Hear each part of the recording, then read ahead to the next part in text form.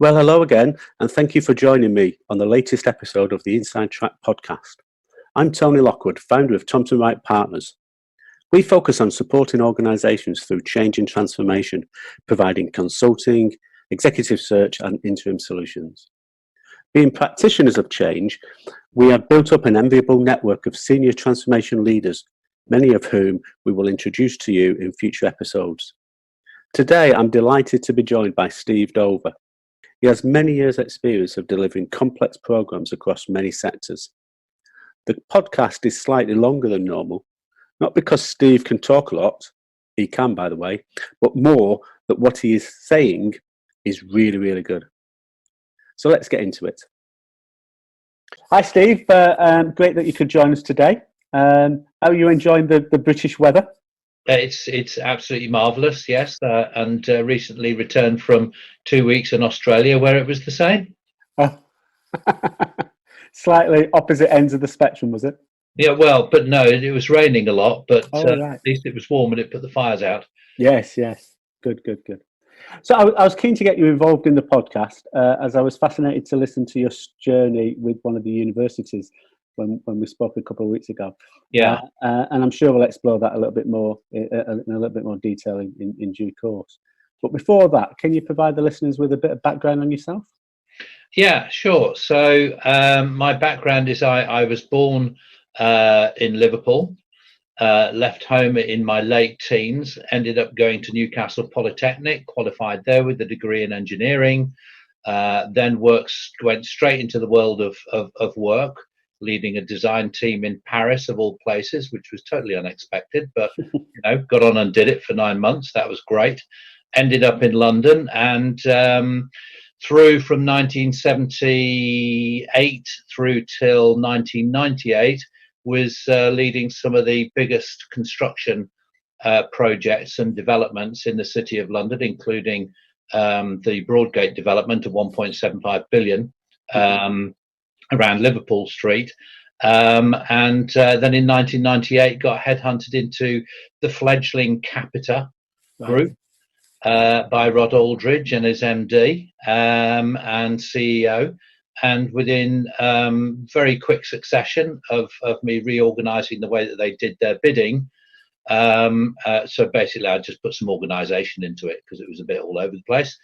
And we won the Criminal Records Bureau, the London Congestion Charge, and the TV licensing, which together was almost £2 billion worth of business. And then I went on to, they couldn't implement these things to get them going.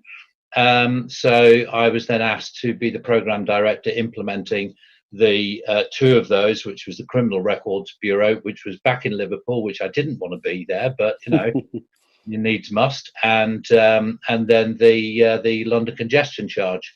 So I'm not the most popular of people in London and around its environs, but we delivered those things on time. They worked, and they still do. And they're delivering great services. And so then, go ahead. No, I was just going to say, in terms of your experience of managing major construction programs, and then translating that into a sort of business administrative type of program. So not bricks and mortar or concrete and steel. But physical people in process and technology. Yeah. What were the key themes there that were sort of consistent? Well, the key themes are the stakeholders. So and the thing is around construction, if someone tells you something and you don't believe them, you can actually take them by the ear and lead them outside and say, well, you said that was built and clearly it's not. Yeah. That it's more subtle in the business transformations, particularly when you add in the elements of the technology enablers. But the manner in which you treat the people, the manner in which you approach the plans, visualize what the strategic outcomes are to be, are pretty much the same. Mm-hmm. And what I've found is that my background in construction gives me the ability to get to the truth fairly quickly, clearly without being too brutal about it, but I will get to the truth of the matter fairly quickly. And when there's a problem in construction, you get everyone concerned around the table until it's resolved. Yeah. And I do that consistently with all the programs that I've led, and it makes such a big difference. Yes, yeah. Particularly when you include the stakeholders, whether they are easy or difficult stakeholders, they all have an equal share in the outcomes of whatever you're doing. The other thing that I had in construction, which I still retain within the transformation work that I do now, is that I could look at an architectural plan and I could see the finished object even immediately in my head in 3D. Yeah. And with transformations, as soon as I've read the brief, I can pretty much see what the main key deliverable outcomes are from a program in that multi-dimensional and multi-stakeholder landscape. Right. So it gives me an ability to get under the skin of a transformation fairly quickly and start to put together the critical plans that will deliver those outcomes. And presumably having that sort of clarity around the vision and understanding of what it is that you're trying to achieve, then that makes it easier to communicate and to sell into the wider community. Yeah, and it does, and it's like so when I talk to technical people, I can talk to them in a way that they will understand what I'm saying. Yeah. And more importantly, when I'm talking to the business community within organizations, I can talk to them in a way that articulates the how and the who, even if it's technical input, so that they also can understand it. And latterly, within the University of Manchester, I have to say, higher education has probably the most difficult cross-section of stakeholders you can come across, apart from perhaps the health service, because you have the added element of the academics, as well as the business and the technology people. And of course, in health, you've got the similar situation with clinicians. Yeah. And of course, everybody knows best how they want things to be, but they're looking at it with very blinkered vision. And it's my job as a program director or leading a transformation to be able to explain at each point through the transformation that's going ahead that yes, they are taken care of, but there are other people other than their section of stakeholders involved in this. Yes, absolutely. And coming back to what you were saying there about bringing all the stakeholders together and getting them around a table as you have done in construction, how have you found business stakeholders and within your sort of the transformation space take to that? Have they been resistant, or have they, once you've been able to demonstrate the reasons for that and the success of that can deliver, they've come willingly? So I'd say that the majority are fine with it, but there are resistors. There are always resistors. But it's about understanding then what it is that they either are appearing to safeguard or what it is that they're afraid of. Mm-hmm. And I have found particularly in government and in higher education, that they're afraid of being exposed. They're afraid of looking a bit silly. So it's really, really important to understand their drivers, mm-hmm. so that you can speak in a language that overcomes that brings them into the fold, as opposed to, do you know what, why'd you do that like that? That's a really silly thing to do. Mm. And of course, that's it. You've lost them, or you've lost an individual, or even a group of people if that happens. So yeah, it's about different conversations. And I have to say, big difference between construction and central government and higher education and charities and all of those other sectors I've worked in as well, is that in construction you have very straight conversations. Mm-hmm. But what you have to do is tailor the conversation to the situation that you find yourself in. So it's much more subtle in government and other sectors than it is in construction. There are different languages, as many people understand, particularly within the civil service. Mm-hmm. Someone says if someone says I'm uncomfortable with that, it means they really do not want to do it. And there are other expressions which I won't quite go into, which Yes. are lots of other things. And it's very similar in higher education. Charity is somewhat different. It depends. It's where the focus is. But when I walked into DWP in 2006, I had to pick up a team of 120 very depressed civil servants who just failed on a business process re-engineering program that had delivered no improvements, Mm-hmm. and then deliver the £285 million employment support allowance within 18 months. And we did that, and we picked them up, and we really just got them going, got them enthused, and then started to look at all of the operational stakeholders, which was not straightforward. No, well, it was a question I was going to ask, actually, because you're absolutely right. There's so many. The press have a field day, don't they, in terms of picking up major government projects that are deemed to be failed, deemed to have been massively over budget, and it's HS2 at the moment on the big infrastructure one. It'll be something else in the past. It was the NHS one a few years ago. But nobody read about the employment support allowance. Oh, no, because it's not news, is it? Good news stories doesn't hit the news like newspapers. Yeah. So just sort of going into that, picking up that team of people then that have probably been heavily criticised publicly in the press, potentially even locally within the sort of line management. Yes. What did you do to what actions and what activities did you do to sort of turn them around to pick them up so that they could actually succeed in the next one? Yeah. So I got really personal with them. So I basically, once I got my feet under the table, which doesn't generally take too long, I'm talking about a couple of weeks to a month. Yeah. And then understand, the blueprint of what we're going to be delivering, what the key things are, and therefore what the shape of the plan is. So I articulated that. I put that.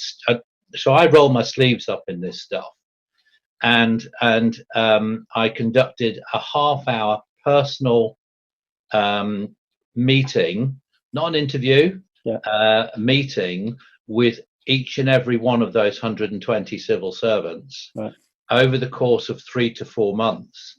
And it was prioritized in my diary that I'd do this. And the first 15 minutes was their 15 minutes. Mm-hmm. It was for them to articulate how they were feeling. It was for them to tell me what they thought about this new program and what they'd been through. And it was for them just briefly to try and articulate what they thought their part was in the new program. And then the other 15 minutes was me basically saying, okay, I acknowledge all of that. Here's what I would like your part to be. And the last 3 minutes was about what's your hobby. Right. So, actually getting to a personal level with the people who are going to be doing the work on the ground is really important, and understanding what makes them tick both inside and outside of work is important. The other thing that I did, and I still do on a regular basis, every fortnight on any program that I run, I did this in construction as well, I would pull the whole team together, all of the people, including the third parties. So in government, there was Accenture, it was EDS at the time, HP now, and BT. All of them I mingled in with the client teams, with the civil servants, co-located everybody into a single place, and I would do half-hour stand-ups every 2 weeks and tell them what was happening outside of what they're doing in that bubble, and tell them how bloody brilliant they're doing at contributing to the whole program. And so then coming back to that point about being clear about what the objective is, being clear about the end vision, and talking to them about the progress that's being made on that journey. Yeah. And then once we pulled the people up, got the people up, then it was about the governance and the methodology. Then it was about the commercial arrangements and the frameworks to be put in place to get on board the likes of Accenture and BT, EDS were already in there on a framework. Then it was about briefing their people about how I wanted them to be. So for me, an external supplier is not an external supplier. They are a third-party partner with a specific expertise that my organization lacks.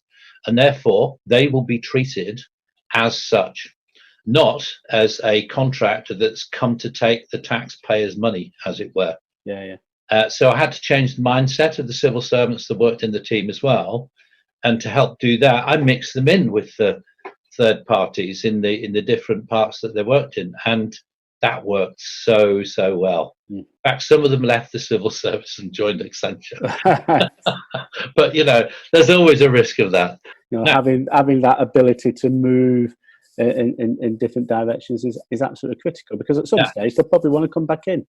Exactly. But the other thing is, so outside of that team that's doing the stuff, it's about getting through the difficult stakeholder times, the naysayers, the people who have purposely, within your own ranks, as it were, stood outside of the tent and armed themselves with a ton of bricks to throw at you at every stage. So it's getting through all of the major program reviews, the criticisms that people go, well, I don't particularly agree with this. Why can't we stick with what we've already got and just add stuff onto that? And really defusing those things, mostly on a proactive and preemptive basis. But then when they do flare up, having the ability to be able to get those difficult people on side and move forward. And there were many challenges, even up to ministerial level, with the employment and support allowance, but we got through it. So what's been the most challenging program that you've been involved in?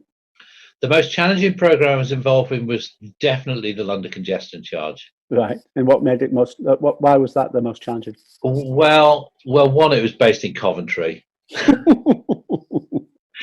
And the day that my MD said I'd just got back from 6 weeks in Australia after having finished the Criminal Records Bureau, and then he told me where he was sending me. I lived in East Sussex at the time. Right. And I said, right, I've finished that thing in Liverpool. I've come back. What's next? He went, well, we won the London congestion charge. Yeah. He said, I'd like you to go and lead that, because that's going a bit awry now on the implementation. And I said, great, that's based in London, right? Wrong. Anyway, so once I understood the landscape was simply this. TfL are a very, very difficult client, or they were then. Ken Livingston was the leader at the time. Basically what they had was very shit hot lawyers, and they had put into the contract a number, it was at least half a dozen critical milestones. Right. And each of those milestones, if they were missed even by 24 hours, attracted punitive damages. Right.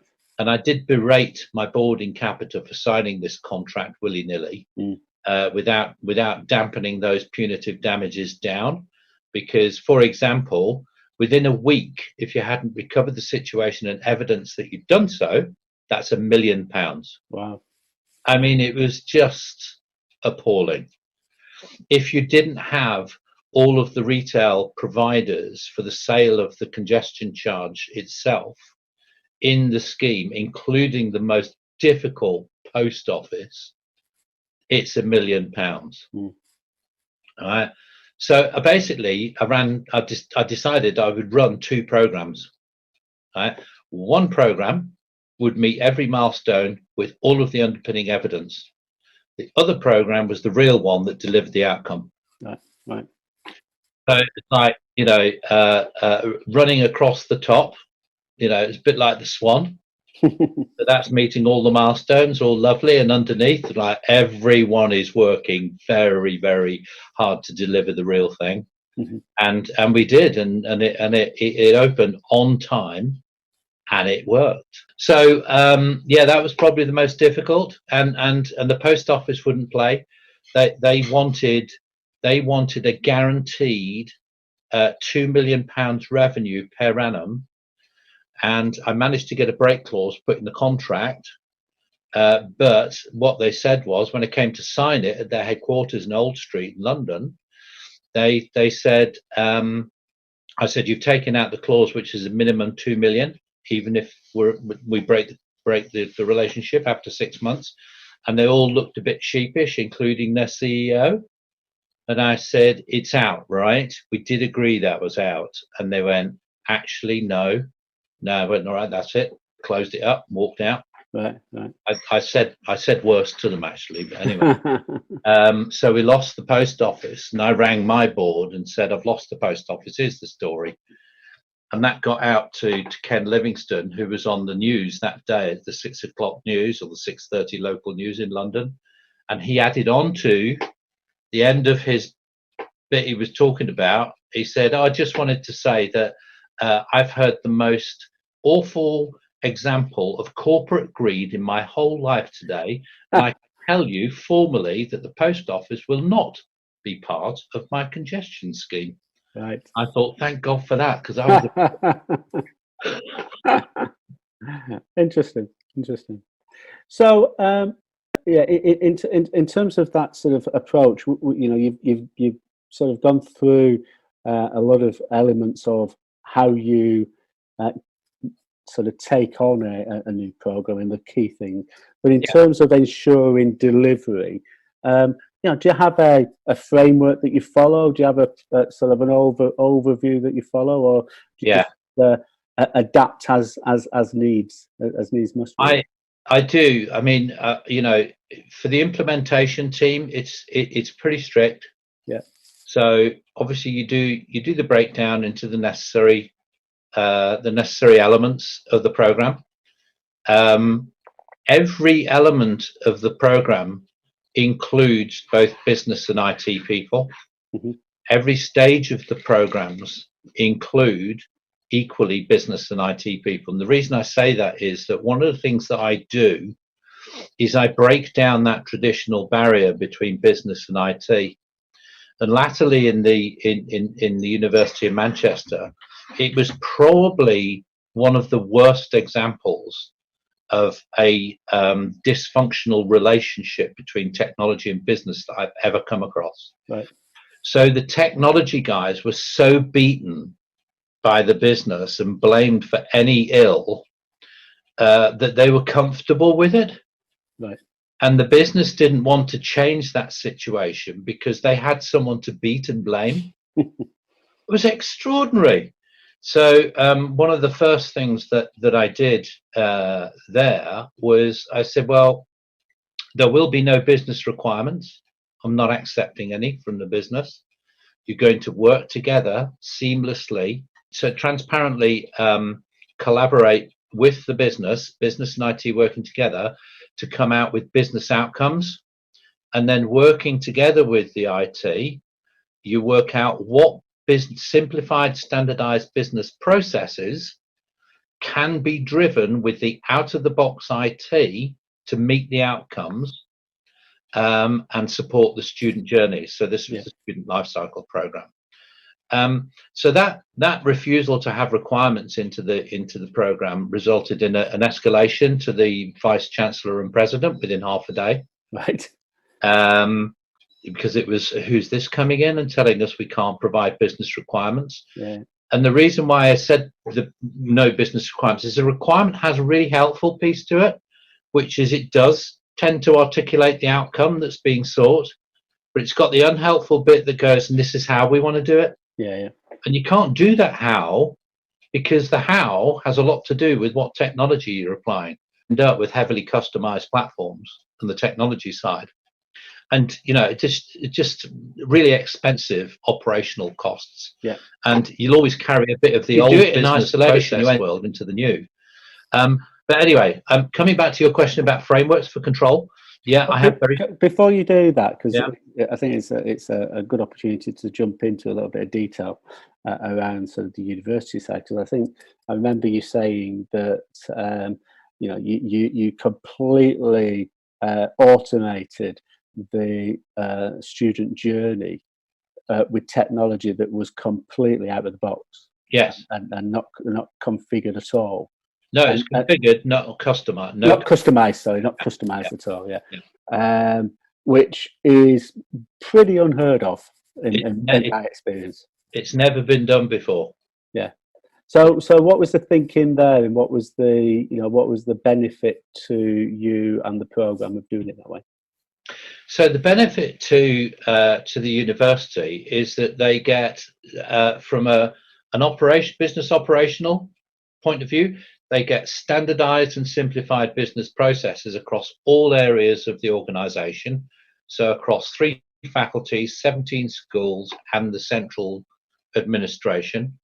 And from a technology point of view, you get a much more efficient set of platforms, which over time, as you move forward, because as soon as you've delivered the program, the minimum viable product, the world doesn't stop then. Yeah. So you've got to think about what happens next. Now, if you customize those things and you don't have that methodology that joins the business up with the IT, then you go back into the old thing of me business wants this, you IT will do it this way. Yeah. And it takes forever to do that. Whereas if you've got clean platforms for IT, you can swap products in and out in a very agile way. And I mean a purely agile fashion, working together with the business going forward. And it's far less cost in terms of maintenance and upkeep. When you come to do an upgrade, you don't have to unplug all of your customizations. Yeah. You just apply the patch. Job done. In terms of performance, because the other thing that I did on this program was I had the IT put everything in Azure on an Azure platform. They'd never done that before. Mm-hmm. And in doing that, all you're doing is paying for the compute power that you use. Yeah. Now, if you put customizations into that technology, generally what happens is the performance takes a knock, and you have to buy more compute power to get through that. Yeah. So that was the other advantage. And for the business, well, actually, life becomes much more simple and straightforward and standardized, but it does present a problem in that they have to change their operating model and reduce the workforce by up to 30%. Mm-hmm. And the savings out of that are around 11.85 million per annum. Right. Which, of course, can then be invested where it should be, which is what higher education is all about, is it not? Educational outcomes for their students, or customers, should we say. Interesting.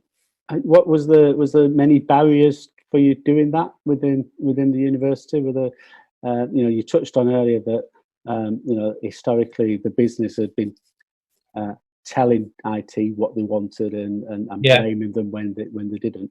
How did you overcome those barriers then? So by examples, really. Right from the start, I insisted on. Well, I came up with the program design and the design of the implementation, how it would be governed underneath. What communication frameworks would be, and all of those. As I started to understand this quite complex stakeholder landscape. But it's about putting solid plans in place, leading by example and saying, if you do it this way, this is what the possible outcomes will be. If you do it this way, although initially it's not what you're used to, here's what the outcomes are. Yeah. Here's how we build traceability between all of the artifacts in the implementation from the initial business case design through to the build. The build of the IT, the build and design of the operating model, and then into the operation itself. Here's how you glue those things together incrementally without even having to worry about them as you do the main thing, which is implementing the program within the budget, within the time. And, there were some difficult times because people are necessarily stuck in what they know, and it's comfortable. And to break them out of that is sometimes quite difficult. So I don't beat them with a club or a stick until the shell's broken, but it's just about, continuing to bring them along on the journey and keep reminding them about this is what we're looking to achieve and this is how we're going to do it. Yeah. And there were some naysayers. I mean, there was one other big thing, because the actual design and the breaking down of those barriers between the various implementation parts, in particular the IT and the business, took me 4 to 6 months for them to really get it, because I'd put it all, I'd articulated it on a single slide. Right. I should send you this thing if I haven't already. And basically, they would go away from a meeting where I'd show them this thing, and they'd come back and go, no, it can't be that logical, can it? It can't be that straightforward. And I said, well, it is that straightforward, but what's difficult is getting people to drop what they know and stop letting that get in the way of what they don't. Yes. And also instilling in them, through coaching, mentoring, encouragement, that ability to listen to what's being said, as opposed to them listening for something they want to hear. Yes. And I did all sorts of things in the workshop rooms. I co-located the teams as well in one single open plan floor. Right. That worked brilliantly. Yeah, yeah. Because people would just go and talk to each other and they stopped sending emails. They just went and talked to each other. It was great. Yeah. You just break down those barriers, don't you? Yeah, you break down the barriers. And although it's quite difficult to do that to start with a bit of tenacity and a bit of hugging, and all of that stuff, you get them there. And once they were through it and they started the work, and of course I had another element into this mix in the university, which was the third party provider, Accenture, and they were brilliant with them. And all three parties, business, IT, Accenture, and the outlying stakeholders, once we got into the design part, they flew. Right. And I was really afraid that they wouldn't. I was afraid that there'd be so much noise. But, they got on with it. There were some naysayers, but actually I found one workshop room that had 2 real negative people in there. And I'm sat in the room, because I used to go and sit in the rooms quietly for an hour, just listening and watching and picking up where I had to. And I was about to pick up on these 2 people. The team in the room picked them up. Right. And basically said, guys, you get with it or you can leave. Yeah, yeah. And it was like, God, I'm glad I didn't have to say that. Don't you? Well, you've got there, don't you, when that happens? Yeah. Absolutely. Yeah. Absolutely. Great. So, construction and then transformation. I've personally always been envious, I suppose, of the construction guys who can look back, as you saying earlier, walking down the street in London and say, "Yeah, I've done that. I've built that." Yeah. It obviously in transformation, you can look back and say, "Well, actually, that student journey in the university has completely changed because of the program I've done." Yeah. Which has given you most sort of satisfaction? It's even for me but obviously in different ways. So, for example, Criminal Records Bureau. Once that went live, everyone's got children, everyone's got parents or even elderly parents that might be in a home. Children are vulnerable. The elderly are vulnerable. And I used to say this to the teams, we save one person from abuse or being killed in a vulnerable situation through what we do and what we deliver. That's success. That's priceless. Yeah. And that to me lives on with me today. And when I go, into the drive into London, into the congestion charging zone, I think, crikey, I better pay. I think crap, I did that. But it made a difference. So I think of the differences it made. And when I walk, past parts of Broadgate that are still there, the big phases down Bishopsgate, which were my particular favourites, when I walk across some place, I can see snags that I could never fix. Yeah. and there's a couple of those, and they make me chuckle, but they make me frustrated as well because I couldn't fix them. But it's great to see those things. I love it. But when you're getting on a bit when they demolish some of the buildings that you built. So if you had to boil your experience down into sort of one core takeaway today, what do you think that would be? The application of common sense to nonsensical situations. And what do you mean? What I mean is that every transformation starts with a confusion. Mm-hmm. So there may be some organizations who've got a very clear vision of what their future wants to look like. And that's great. You can set out, I can set out strategic visions for different organizations in different sectors and have done so successfully before. But it's about that, okay, now we've got that. How do we do it? How do we really, really do it? How do we do it and then make sure that it sticks, make sure that actually we move with the times while we're doing it if we need to? And how do we measure the outcomes and the benefits of having done what we do? Right. And it's that I carry that logic and drive for delivery through to creating and building the outcomes that you set out to do, and putting that piece of the jigsaw into bringing into reality, that piece of the jigsaw which is their strategic vision. Yeah. And then move on to the next and the next and the next. And each time you put one in to the vision, you go, brought that into reality, great, done the target operating model, done the underlying solution architecture and the technology platforms that enable it all done well. How does that reflect on our vision today? Because we should be open to change those things before we embark on the next part of transformation.